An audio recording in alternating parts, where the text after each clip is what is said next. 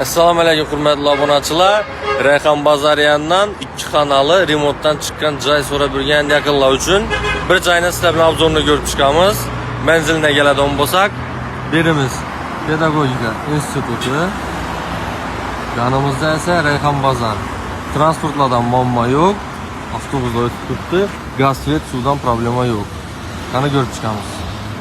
Bismillah deb boshlasak, hurmatli obunachilar, beri koridor.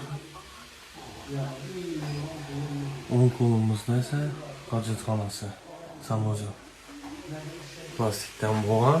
Yerimiz kuxni, gazli kotelimiz bor. Kuxnining mebellari ham qo'yilgan ekan joy bundan. Потолокlar plastik. Devorlar Potocento stilida oboy. Yerimiz esa zavqli obunachilar.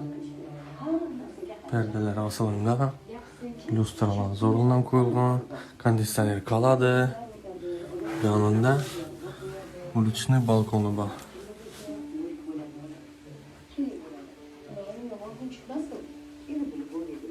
Eshiklar zamonaviy MDF eshik, aynaları aqua. Bir spalnimiz ham mina chiroyli etib, perdeler asılıp, g'ollar döşelib, mebellar qo'yilib turibdi. Narxini ekranda qoldirib o'tamiz. Hurmatli obunachilar, shuningdek qidirib yurgan donishlaringizga buyurib qo'yinglar. Hammangizga rahmat.